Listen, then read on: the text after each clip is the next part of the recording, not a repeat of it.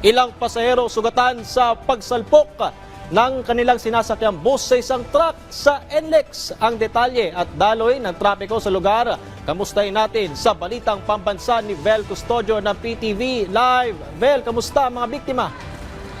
Patrick, maluwag pa ang daloy na trapiko dito sa NLEX patungong Balintawak Toll Plaza sa mga oras na ito.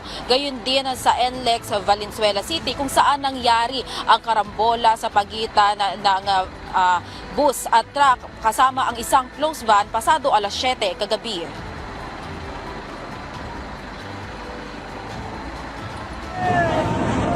Rinig ang pagkagulgol ng babaeng nakasakay sa halos mayupinang harapan ng bus matapos itong sumalpok sa likurang bahagi ng dump truck habang binabaybay nito ang southbound lane ng North Luzon Expressway sa bahagi ng Torres Bugallion Bridge, Valenzuela City. 30 ang sakay ng bus kasama ang driver at konduktor.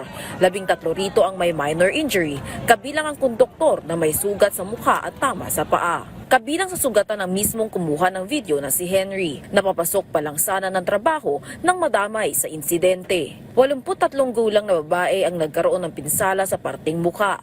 Ayon sa kanyang apo, galing silang Bulacan at pauwi na sana ng Caloocan nang mangyari ang aksidente. Naging pahirapan ani ang paglabas sila sa loob ng bus. Sinapak po nila yung bintana, tsaka po sila nagsibabaan. Kaya ayun po, nagtakbo na po sila, bumaba na sila ng bus. Tapos po yung mga naipit po, matagal pa po bago makalabas. Sa inisyal na investigasyon ng Valenzuela PNP, matulin ng takbo ng bus na biyaheng Angat Bulacan patungong monumento. Itong bus saka yung dump truck is traveling ng 4th lane.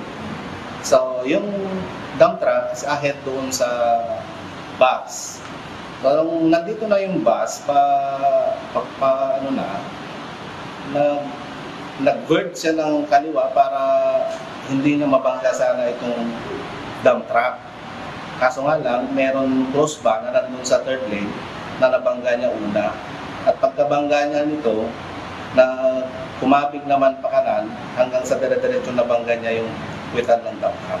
Nagkaroon na ng settlement sa pagitan ng kumpanya ng bus at ng biktima at handa ang bus company na sagutin ang pagpapagamot sa mga biktimang nasa ospital. May paalala naman ng pulis, lalo na't maraming bumabiyahe ngayong Semana Santa. Kung sa tingin ninyo hindi nyo pa kaya o naantok kayo o pagod kayo sa biyahe, kailangan magpahinga muna.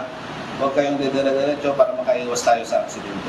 Agad namang tino ng mga tauhan ng NLEX ang mga involved na sasakyan sa nangyaring karambola at maayos ang nadadaanan ng southbound lane ng NLEX Valenzuela. Samantala, ayon sa pamunuan ng NLEX, maaaring umabot ng 385,000 ang volume ng mga sasakyan na dadaan dito sa NLEX ngayong Holy Week mula sa normal daily average nito na 350,000. Mula sa People's Television Network, Vel Custodio, Balitang Pambansa. Maraming salamat, Vel Custodio ng PTV.